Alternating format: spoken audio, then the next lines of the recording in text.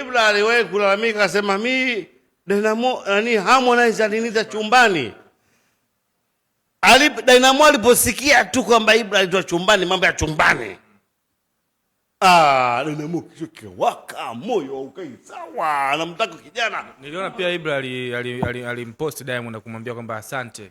Asante. Unajua kinachoendelea hujui. Ndio maana akamwambia hujui.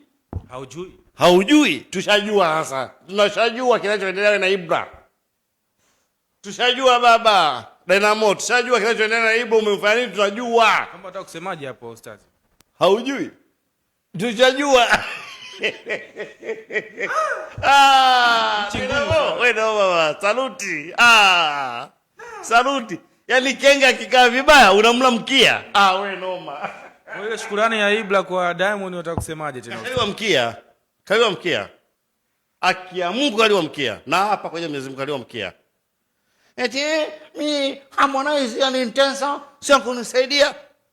Harmonize Dynamo angekujua kama sio Harmonize. Kaliwa mkia yule. Wallahi kaliwa mkia yule mtoto. Kaliwa mkia. Eti Harmonize wewe umejulikana kwa sababu ya Harmonize. Sisi sote tusingekujua kama si Harmonize. Huyo Dynamo aliyekula mkia wako asingekujua kama sio Harmonize. Wewe nini yeye? Hapo unataka kusema kwamba Diamond alikula mkia wa samaki au alikuwa anapika chakula? Kaula. Samaki. Unacheza. Yaani dogo alipotoka kule Konde Gang alijitambulisha kabisa kajiweka wazi, niliitwa chumbani. Dynamo aliposikia hivyo akasema alhamdulillah rabbil alamin, Mungu. Ni Mungu umeniletea samaki chumbani. Dogo anaanza kusema mwenyewe, Bulaza alinishauri, Bulaza kanisaidia. Kakusaidia kipi kikubwa kuliko alimsaidia kulipa madeni. Kusaidia kulipa madeni. Tunaujua ukweli kuliko unavyojua wewe. Hakuna hata shilingi aliyotoa.